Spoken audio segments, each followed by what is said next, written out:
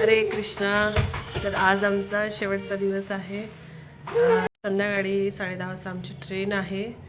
तर आम्ही आता वृंदावन परिक्रमा करून येणार आहोत. आम्ही रेडी झालो आहोत. सो चला जाऊया, वृंदावन परिक्रमा करून येऊ. आणि 12 ते 1च्या दरम्यान आम्हाला दुपारचा प्रसाद मिळणार आहे. त्यानंतर परत आम्ही कुठेतरी म्हणजे शॉपिंग करायला वगैरे जाणार आहोत. शॉपिंग करण्यासाठी इथे लुई मार्केट आहे, जे बाकी बिहारीजवळ आहे. तर बाकी बिहारीजवळ जाऊन आम्ही मग ते लुई मार्केटमध्ये तिथे शॉपिंग वगैरे करणार आहोत. आणि मग संध्याकाळी 6 वाजता आम्ही प्रेम मंदिरला जाऊन विजिट करणार आहोत, बघणार आहोत. तिथे खूप छान असं लीला वगैरे दाखवली आहे, कृष्णाची, राधेची. गोवर्धन जे उचललं होतं त्याचं एक छान लीला आहे. तर तिथे आम्ही जाणार आहोत आणि बघू. चला जाऊया. आणि आजचा शेवटचा दिवस असल्यामुळे मला तरीच पर्सनली बिलकुल इच्छा नाही आहे वृंदावनच्या बाहेर जायची, पण जावं लागणार आहे. तेव्हाच राधाराणी पुन्हा बोलावून घेणार आहे. आणि तुम्ही इतके सर्व ब्लॉग बघितले, तुम्हाला कसं वाटलं ते नक्की सांगा कमेंट करून. आणि तर चला आज जाऊया, वृंदावनची परिक्रमा करूया, बघूया. वृंदावन परिक्रमेमध्ये छोटे छोटे जे देवस्थान असते, म्हणजे जसं मदन मोहन मंदिर आहे, बाकी बिहारी आहे, राधारामांची आहे, निधीवन आहे. तर जे जे आमचे झाले आम्ही तिथे नाही जाणार, जे जे आमचे राहिले आम्ही तिथेच जाणार आहे. कारण आम्हाला 12 ते 1मध्ये येऊन आम्हाला लंच प्रसाद घ्यायचा आहे, त्यामुळे आम्ही लवकर येणार आहे. सो जिथे विजिट आम्ही केलं नाही तर तिथेच जाणार आहोत आम्ही आणि बघून येणार आहोत. तुम्ही पण या आमच्यासोबत आणि तुम्ही पण माझ्यासोबत दर्शन करा. तर कसं तरीच वाटते, आजचा शेवटचा दिवस असल्यामुळे. वृंदावन असंच आहे. आता जे भौतिक गोष्टी आहे त्यांना वाटते की इथे नाल्या वाहत असतात, इथले लोक कसे झोपूनच असतात, कुठेही काय सर्दी असं काय काय विचार करतात. पण ते सर्व असल्यामुळे पण त्या गोष्टीमध्ये आनंद आहे आणि तो आनंद आपल्यालाच घ्यायचा आहे. ते आपल्या मनावर आहे, आपण कुठल्या दृष्टीने बघतो ते. सो चला जाऊया, करूया वृंदावन यात्रेचं दर्शन. आणि तुम्हाला हा व्लॉग कसा वाटला मला कमेंटमध्ये नक्की सांगा. आणि जे कोणी नवीन असतील ते प्लीज चॅनलला सबस्क्राईब करा, लाईक करा, तुमच्या फ्रेंड्स फॅमिलीमध्ये शेअर करा, जेणेकरून ते पण वृंदावनची यात्रा करू शकेल, बघू शकेल की वृंदावनमध्ये काय काय आहे. सो चला जाऊया. तर इथे आमचे सगळे बॅग्स वगैरे रेडी झाले होते आणि आम्हाला खालच्या फ्लोअरवर बॅग्स आणून ठेवायचे होते, कारण आम्हाला चेकआउट करायचं होतं. त्यामुळे आम्ही बॅग्स खाली आणून ठेवले. त्यानंतर आम्ही रिक्षा वगैरे पकडली आणि आम्हाला बाकी बिहारी मंदिरजवळ यायचं होतं, कारण बाकी बिहारी मंदिरापासूनच आम्हाला सांगितलं होतं की तिथनं परिक्रमा चालू होते. सो आम्ही रिक्षावाल्यांना विचारलं, जे ई रिक्षा असते त्यांना, तर ते नाही बोलले, कारण या वेळेला जवळपास 10:30 वाजले होते. तर या वेळेला ते रिक्षा जात नाही. तर आम्हाला हे इथे सायकल रिक्षा मिळाली होती. तर हे जे सायकल रिक्षावाले हे अचानक आम्हाला येऊन बोलले की तुम्हाला परिक्रमा करायची आहे का? तर आम्ही बोललो हो. तर आम्ही यासाठी सायकलने केली, म्हणजे स्पेशली मी, माझ्या प्रभूजींची तर पायदळ झाली होती परिक्रमा करून, पण मला करायची होती, त्यामुळे आम्ही रिक्षानेच केली. तर हे आमच्याकडे येऊन बोलले, तर आम्ही म्हटलं ठीक आहे. तर मग यांनी 500 रुपये घेतले होते रिक्षा आमची परिक्रमा करायला. हरे कृष्णा. तर इथून आमची परिक्रमा चालू झाली आहे. कालिया घाटपासून आमची वृंदावन परिक्रमा चालू झाली आहे. तर इथनं आता परिक्रमा चालू झाली आहे, कालिया घाट. तर कालिया घाटपासून आम्ही परिक्रमा चालू केली, ती 10:30 वाजले होते त्यावेळेला. तर जवळपास सर्व जे पण प्राचीन मंदिरं आहेत कृष्णाचे, ते सर्व जवळजवळच आहे आणि हे सर्व यमुनेच्या काठावरच होते. तर हे आम्ही पहिल्या मंदिरात आलो, ते म्हणजे मदन मोहन मंदिर होतं. तर मदन मोहन मंदिर हे पण 5000 वर्षापूर्वीचं मंदिर आहे जुनं. तर ते आता पण जसं पहिले होतं तसंच आहे, पण थोडंफार आता तिथे काम चालू होतं जेव्हा आम्ही गेलो तेव्हा. तर बहुला एक दगड असते, त्या दगडीचं ते मंदिर बनवलं आहे. तर हे जे मदन मोहनजी मंदिर आहे ते सनातन गोस्वामीजी आहे, त्यांनी प्रकट केलं आहे जे मदन मोहनजी आहेत. तर ही आहे त्यांची भजन कोठी आणि त्यांच्या साईडलाच होतं मदन मोहनजी मंदिर. तर राधा राणी आणि कृष्ण असं त्यांचं विग्रह होतं आतमध्ये आणि खूप छान असं मंदिर होतं. तिथे शांत वातावरण आणि ते दगड एवढं थंड होतं की म्हणजे आधीच थंडी, त्यात पण मग आपण म्हणजे असं हात लावलं की खूप थंड वाटत होते ते दगड. त्यानंतर आमचं दर्शन वगैरे झालं. परत आम्ही परिक्रमा करायला आलो, इकडे समोर आलो. तर इथे महाप्रभूजीची बैठक होती. तर आमचे रिक्षावाले बोलले की इथे पण दर्शन करा, ही पण एक परिक्रमेचा भागच आहे. तर आम्ही मग इथे दर्शन करायला आलो. तर इथे महाप्रभूजी येऊन भजन कुटीमध्ये आपले भजन वगैरे करायचे, कीर्तन करायचे आणि ती इतके सुंदर लीला रेखलेली होती, खूप सुंदर. तर आतमध्ये गेलो आम्ही, त्यानंतर दर्शन वगैरे केलं तिथे. आणि महाप्रभूजी वृंदावनमध्ये जेव्हा पण यायचे ते कीर्तन आणि कीर्तनाचा भाव वगैरे त्यांचं सतत चालू असायचं. त्यातलं एक कीर्तन म्हणजे मला खूप आवडते, भज हरे कृष्णा जप हरे कृष्णा ले श्री हरी का नाम रे. तर हे भजन खूपच सुंदर वाटते महाप्रभूजीचं. तर इथे खूप छान असं दर्शन झालं आणि माताजी लोकांचं कीर्तन आतमध्ये चालूच होतं.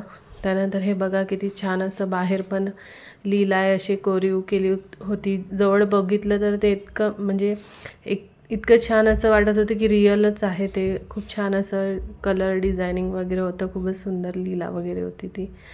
तर इथलं आम्ही म्हणजे लीला तर खूप आतपर्यंत होती, मी आतमध्ये जास्त गेली नाही कारण आम्हाला लवकर परत पण जायचं होतं. तर हे बघा इथे साईडला समोर आलं तर इथे गायींसाठी चारा वगैरे असं 100 रुपये टोकलीने तुम्ही चारा चारू शकतात. आणि तिकडे पाठीमागे यमुना नदी पण होती. तर वृंदावन परिक्रमा ही 10-12 किलोमीटरची असते आणि कोणी रात्रीला करते, कोणी पहाटे सकाळी उठून. तर जसं तुमचा भाव आहे त्या भावामध्ये तुम्ही परिक्रमा करू शकतात. तर आता तर आम्ही सध्या म्हणजे सायकल रिक्षानेच केली आहे. नेक्स्ट टाईम येऊ तर नक्की पायदळ परिक्रमा करून जाऊ.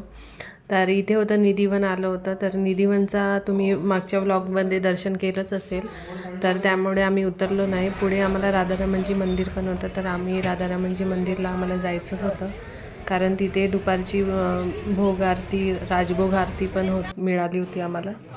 तर आम्ही मग गेलो, दर्शन वगैरे केलं, प्रसाद वगैरे मिळाला आम्हाला तिथे. आणि गर्दी तर एनी टाईम असतेच इथे राधारमणजी मंदिरमध्ये. खूप छान असं शृंगार केलं होतं राधारमणजीचं. तर मी तर बघण्यामध्येच व्यस्त होती, तर तुम्हाला जवळून दर्शन बघायला तसं दिसत नसेल आता व्हिडिओमध्ये.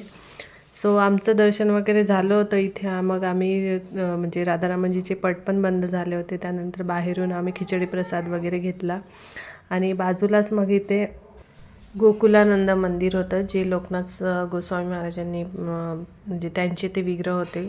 तर राधाकृष्ण वगैरे होते तिथे. तर आम्ही इथे आतमध्ये आलो दर्शन करायला. सो इथे गर्दी वगैरे तर नव्हती कारण हे खूप प्राचीन मंदिर आहेत आणि जे रहस्यमय मंदिर आहे त्यातलंच एक आहे हे. त्यानंतर इथे दर्शन वगैरे केलं आम्ही आणि मग आम्ही जायला निघालो आता यमुना घाटसाठी. तर हे गल्ली गल्ली म्हणजे छोटे छोटेच रस्ते आहे, त्यामुळे इथे ई रिक्षाला अलाव नसतं आणि हा परिक्रमेचाच मार्ग आहे. तर ही जी सायकल रिक्षा आहे त्यांनी आम्हाला खूप छान असं इन्फॉर्मेशन देत आम्हाला आणलं आहे, ते परिक्रमा केली आहे. त्यानंतर हे बघा यमुना घाट, यमुना मातेचं आम्ही दर्शन वगैरे केलं खाली जाऊन. तर इथे ही अशी नाव वगैरे जहाज वगैरे असते, तुम्हाला 100 रुपये देऊन ती पूर्ण यमुना असं फिरून आणतात आणि ऊन पण एवढी कडक झाली होती त्यावेळेला. सो आम्ही दर्शन वगैरे केलं. त्यानंतर इथे जायला निघालो. तर जेव्हा पावसाळा असते तेव्हा ही यमुना पूर्ण अशी रोडवर जे परिक्रमा मार्ग आहे पूर्ण तिथपर्यंत त्या लेवलपर्यंत येऊन जाते. सो दरवर्षीच ती यमुना माते अशी येतात आणि भगवंताचे चरण स्पर्श करून परत चालली जातात. तर इथे वाटेवर आम्हाला आता जगन्नाथजी मंदिर होतं. तर जगन्नाथजी मंदिरमध्ये आम्ही आलो होतो. तर इथे काम चालू होतं. मला वाटलं की मंदिर बंद असेल, पण मी जायला निघाले तेव्हाच ते आतले पुजारी म्हणाले की या साईडचं तुम्ही येऊ शकता. तर हे बघा आतमध्ये जाऊन मग मी दर्शन वगैरे केलं होतं. खूप छान असं दर्शन झालं श्री श्री जगन्नाथ बलदेव सुभद्रा माईजींचं. आणि प्रभुपादजी बसले होते, असं वाटत आहे की रिअल प्रभुपादजी बसले आहे तिथे. तर तिथले पण खूप छान दर्शन वगैरे झाले. मग आम्ही पुढे आलो. तर परिक्रमा कोणी पायदळ कोणाची गाडीनी अशी चालूच होती. हा परिक्रमा मार्गच आहे, खूप छान असा शांतमय, आणि जिथे बघावं तिथे कीर्तन आणि जप वगैरे चालूच होती. तर आम्ही पण रिक्षामध्ये बसून आमचाही जप चालूच होता निरंतर. परिक्रमा करत करत आपण जप केलाच पाहिजे आणि कृष्णाचे काही भजन मनात म्हटलेच पाहिजे, तेव्हाच आपली परिक्रमा छान पूर्ण होते. तर इथे पुढे आम्ही आल्यानंतर जगन्नाथजीचं परत एक मंदिर होतं. तर तिथे फक्त जगन्नाथजीच होते. तर हे पण असे म्हणजे मंदिर असे प्राचीन मंदिर आहे, असं नाही की तुम्हाला फक्त तिथे ठेवले आहे आणि मंदिर बनलं असं नाही. हे प्राचीन महाप्रभूजीच्या वेळेसचे वगैरे आहे. महाप्रभूजी पण इथे येऊन बसायचे, जप वगैरे करायचं, आणि हे झाड ते 5000 वर्षापूर्वीचं आत्ताही होतं. तर इथे पण छान दर्शन झाले, आरती झाली, कारण 12 वाजले होते. तर आरती वगैरे झाली आणि त्यानंतर आम्ही आमच्या आश्रमाजवळ आलो. हे बघा, ही जी गल्ली होती ती आमच्या आश्रमाची होती, जिथे आम्ही थांबलो होतो. तर त्याच्यासमोर गेलं तर ही आमच्या इस्कॉनची गोशाला होती. इथे भरपूर अशा गायी होत्या. तर इथे पण आमचे जे सोबतचे भक्त होते ते यायचे इथे गाईचं दर्शन करायला वगैरे. त्यानंतर इथनं समोर गेलं तर कालिया घाट आलंच होतं. मग आमची परिक्रमा कंप्लीट झाली. त्यानंतर आम्ही लुई मार्केटला आलो शॉपिंग करायला, कारण आमच्याकडे 4-5 तासच होते शॉपिंग करायसाठी. त्यानंतर आम्हाला 5:30 वाजता प्रसाद वगैरेसाठी बोलवलं होतं आमच्या आश्रमामध्ये. तर इथे बघा, आम्ही खूप छान अशी शॉपिंग वगैरे केली. भगवंताचे वस्त्र वगैरे, छान थंडीचे कपडे असं भगवंतासाठी घेतलं. माझ्यासाठी काय घेतलं, श्रीजेसाठी काय घेतलं, हे तुम्हाला मी नंतर एका व्लॉगमध्ये सांगणारच आहे. सो हे बघा, एक माताजी होती, त्यांना त्यांच्या नातींसाठी घ्यायचं होतं. तर त्यांनी श्रीजेची एवढी असते म्हणून त्याला घालून बघितलं की होते की नाही. त्यानंतर आम्ही आश्रमाजवळ आलो आणि ते आमचे बॅग सगळे रेडी झाले. सर्वांनी आपापले बॅग रूमच्या बाहेर ठेवले होते. सो इथे प्रसाद वगैरे आला होता. आम्ही प्रसाद वगैरे घेतला आणि प्रसाद पण खूप असा छान दिला होता आम्हाला. सो प्रसाद घेता घेता 5:30 वगैरे वाजले होते. त्यानंतर सायंकाळी आम्ही विचार केला की प्रेम मंदिर जायचं, पण खूपसे जे आमचे भक्त बोलले की नका जाऊ, कारण यावेळेला गर्दी खूप असते. तर मी म्हटलं 2 तास आहे, चला जाऊन बघूया, तेवढंच थोडं फिरणं पण होईल. सो मग मी आणि एक माताजी आम्ही आलो होतो प्रेम मंदिराकडे जायला. पण जाताच वाटेवर गर्दी एवढी होती, खूप गर्दी होती की पाय ठेवायला जागा नव्हती.